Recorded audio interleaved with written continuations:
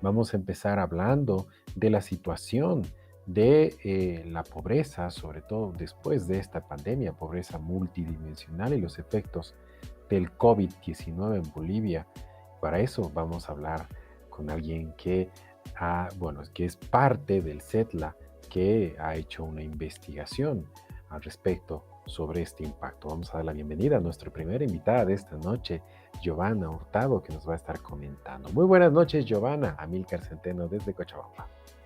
Muy buenas noches, Amílcar. Un saludo a todas las personas que están siguiendo la transmisión.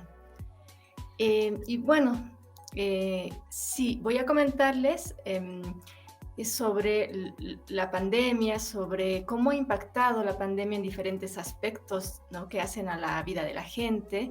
La pandemia ha impactado en la salud, en la educación, en el trabajo y en otros aspectos también. Ujú.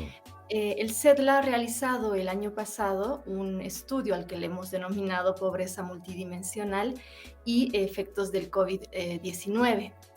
Y el objetivo ha sido analizar justamente estos efectos de la pandemia en la vida de las personas, ¿no? Em, Principalmente evaluar su incidencia en la pobreza multidimensional, en la Ujú. que viven 6 de cada 10 bolivianos. Claro que sí. Em, el estudio se basa en la información de una encuesta nacional que hemos realizado como CEDLA entre mayo y junio del año pasado, del 2021, y aborda 4 dimensiones que afectan al ejercicio de los derechos fundamentales, tanto individuales como colectivos. Claro. Eh, Eh, Evidentemente, perdón que te corte, cuando una persona piensa en pobreza, generalmente tiene la idea de que solamente se trata de no tener suficiente dinero o efectivo, por así decirlo. Pero sin embargo, esta publicación y esta investigación no solamente se está basando en el acceso monetario, entre comillas, de las personas, sino que nos brinda un panorama mucho más completo que precisamente estabas empezando a explicar y te he cortado, pero para que la gente en casa pueda entenderlo un poquito mejor. Así es, Amílcar. En realidad, en el país, principalmente se mide la pobreza monetaria, Ujú. aquella que considera la insuficiencia de recursos económicos para el bienestar de la familia. Pero existen otras mediciones y esta medición de la pobreza multidimensional considera 4 dimensiones, ¿no? Además de los recursos, que pueden ser monetarios o no monetarios, también considera la otra dimensión, que es la dimensión de oportunidades, oportunidades de acceso a la salud, de acceso a la educación, a un trabajo, al empleo, a la protección social, entre otros aspectos. La tercera dimensión que considera el estudio es la dimensión de poder y voz, para poder expresar intereses comunes y participar e influir en decisiones, ¿no?, que competen a la población. Y finalmente, la cuarta dimensión es la dimensión de seguridad humana para vivir libres de violencia e inseguridad, tanto física como inseguridad alimentaria. Ujú. Entonces, nosotros hemos aplicado un cuestionario a nivel nacional en áreas urbanas y rurales. Hemos visitado 878 hogares en el país y hemos aplicado el cuestionario a personas de 18 años y más que nos han dado información propia y nos han dado información también de sus familias para conocer estos temas. Claro, claro, Em, esto es muy importante porque eso también da un panorama mucho más completo que solamente preguntar en el eje troncal, por ejemplo, ¿verdad? Así es la información, poder conversar con personas del área rural, por ejemplo, nos muestra una información que es difícil de hacer de recolección de datos en el área rural por la inaccesibilidad, por la Mm. falta de caminos y otros factores, ¿no?, que hacen que realmente poder conversar con la gente en áreas rurales sea mucho más difícil. Claro, la pandemia también de promedio y precisamente por eso, ¿cómo le han hecho para esta recolección de datos en plena pandemia? Sí, ahí hemos trabajado con un equipo con mucha experiencia en recolección de información y bueno, se han desarrollado diferentes brigadas en cada uno de los departamentos que han visitado los hogares, claro, con todas las medidas de bioseguridad que Claro, ameritaban y que eran necesarias, ¿no? Para evitar contagios, tanto claro, de los encuestadores como de las familias que se han visitado. evidentemente. Y lo más importante, en cifras, porque ustedes también han hecho una labor comparativa con datos antes de la pandemia. ¿Cuál es la situación de la pobreza en Bolivia? Bueno, sí, creo que ese ha sido uno de los temas más importantes del estudio, el haber hecho un análisis con información del año 2019, del año 2020 y nuestra encuesta precisamente para identificar los cambios en el tiempo antes de la pandemia y después de la pandemia. Y claro, el estudio es bastante amplio, considera las dimensiones que te he nombrado y información mucho más específica. Pero, digamos, ahora vamos a hablar de 4 temas importantes que creo que ordenan muy bien la información y nos muestran de una mejor manera la realidad en la que está viviendo la gente.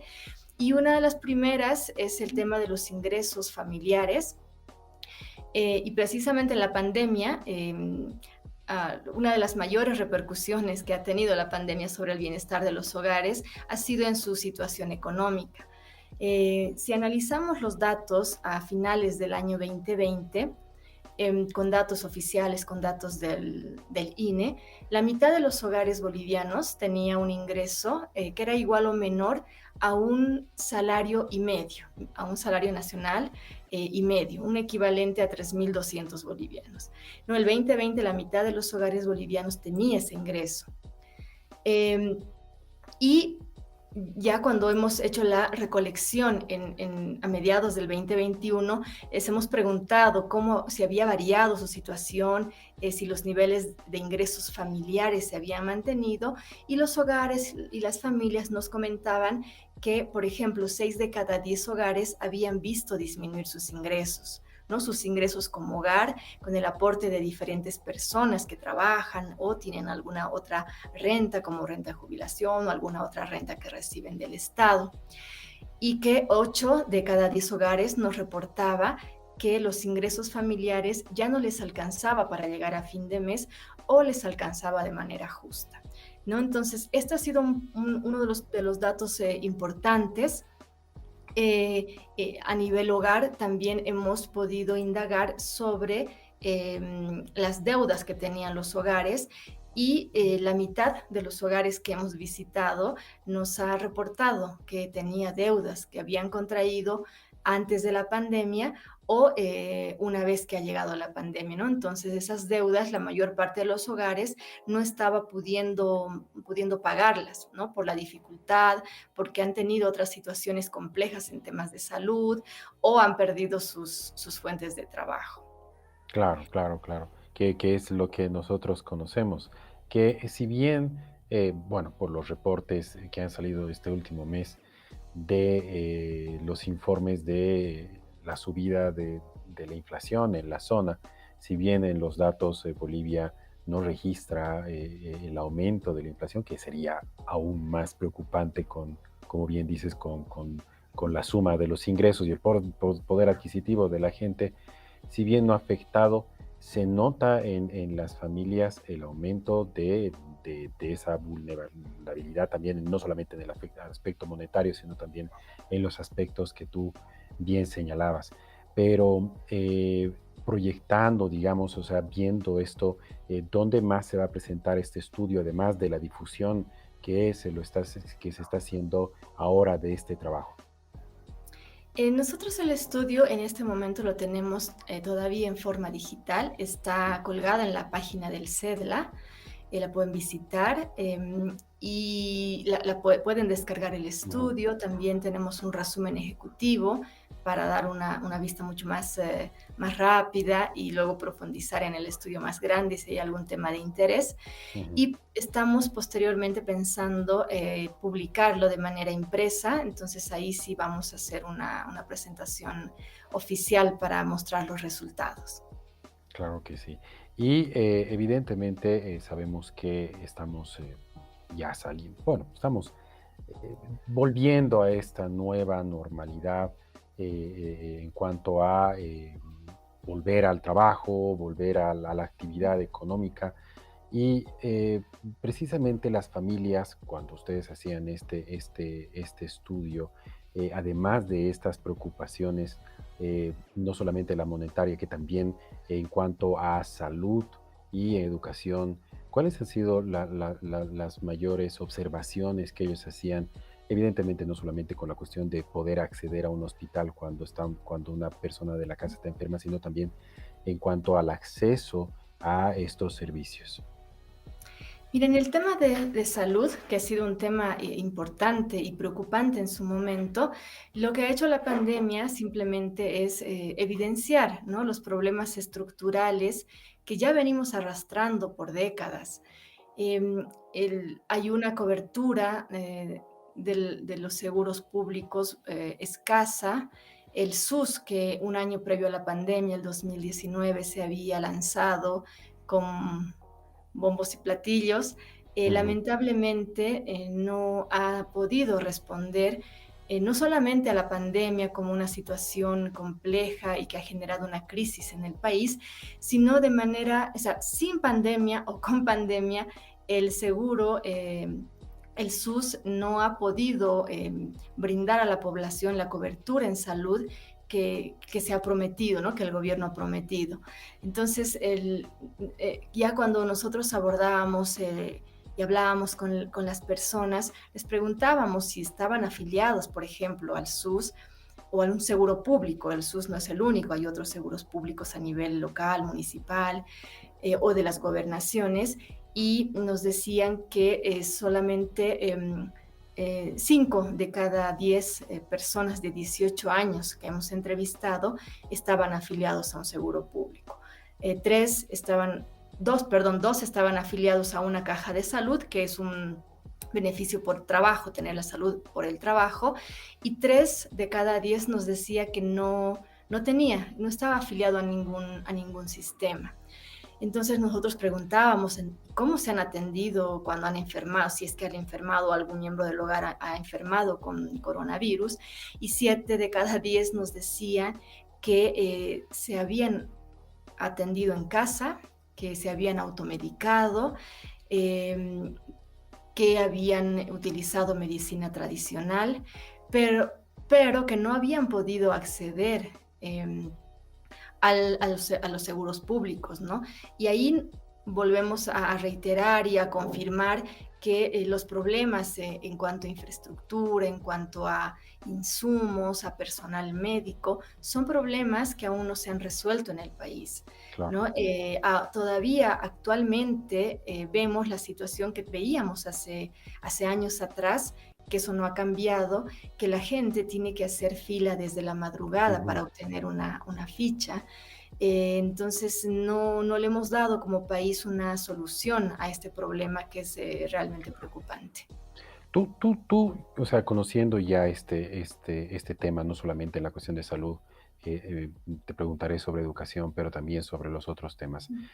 Sabemos que el impacto ha sido fuerte, pero ¿crees que el tema de la pandemia ha acelerado el hecho de que nosotros podamos percibir que habían problemas dentro de nuestra sociedad, o sea, en estos cuatro aspectos? Sí, yo creo que lo que la pandemia ha hecho es ha evidenciado los problemas que tenemos en salud, en educación, en trabajo, en seguridad, más allá de evidenciar, la pandemia ha profundizado estos problemas, porque han sido situaciones críticas que han tenido que vivir, que ha tenido que vivir la población, ¿no? tener que hacer filas para acceder a una atención, a una prueba COVID, en el tema de salud, por ejemplo. Y en el tema de educación, lo que hemos visto con la llegada de la pandemia es que si bien el 2020 ha habido la clausura del año escolar, algunos colegios han pasado clases virtuales y el 2021 ha sido la modalidad más importante que hemos Excelente. tenido en el país. Y lo que hemos visto es que ha existido mucha desigualdad en el acceso a Internet, en la posibilidad de tener Internet en la casa para que los jóvenes, que los niños y los adolescentes puedan pasar clases. Y más allá del Internet, que además hay que decirlo, es uno de los más caros en la En la región. zona, Bolivia tiene el sí. Internet más caro en el país. Eh, También hemos visto que ha habido un problema con los maestros y los niños que no han tenido la posibilidad ni los medios, ni las capacidades para tomar los cursos virtuales. Muchos hogares no tenían más que un teléfono que ha tenido que ser compartido entre dos, tres o cuatro niños para poder clases turnándose, un día pasa uno, un día pasa otro. Entonces es un problema muy serio el que se ha vivido en el tema Claro. educativo. Y bueno, pues las consecuencias son impactantes porque la calidad de la educación ha bajado, Claro. ha generado rezago y rezago escolar y también abandono escolar. No, y eso va a generar mayor desigualdad en cuanto al acceso de estos jóvenes a una carrera universitaria o mejores opciones de trabajo, y eso es lo preocupante. Porque si bien los primeros bachilleres, por así decirlo, son de estos 2 años, los jóvenes que vienen detrás tampoco van a tener las oportunidades de acceder a una mejor educación. Bueno, nos encantaría seguir charlando de todos los temas que evidentemente están en el informe, pero lamentablemente ya tenemos que cerrar la entrevista, pero nos gustaría seguir charlando sobre este tema porque evidentemente es muy amplio. Le hemos dado una ojeada al informe y también, bueno, de la forma infográfica que está organizado, también ayuda mucho a la comprensión a cabalidad y personalmente a mí me ha sorprendido que más de 7 millones de personas en Bolivia estén en situación de pobreza, porque cuando uno, como te digo, cuando uno habla de pobreza, tiene una idea en la cabeza, lamentablemente todos nosotros tenemos esa idea y bueno, pues nos damos cuenta que una gran cantidad de nuestra población sufre esta pobreza. ¿Dónde puede descargar el informe, que es un informe muy completo, y dónde pueden seguirlos ustedes en las redes sociales? El informe lo pueden descargar en la página del CEDLA, www.cedla.org. Y bueno, nos pueden seguir también en Facebook y en Instagram, en Instagram no creo que sí, en Twitter también, pero no tengo en este momento No, no te la preocupes. parte, más adelante te lo puedo Claro, compartir. mientras tengamos la página donde puedan descargarse el informe, que lo estamos viendo ahorita en pantalla, el informe también presentado, y que, bueno, pues también puedan descargarse, bueno, está muy interesante y que también tiene datos muy reveladores sobre la situación del país después del COVID. Gracias por el espacio, gracias también por tu tiempo. A ti las gracias, Amilcar.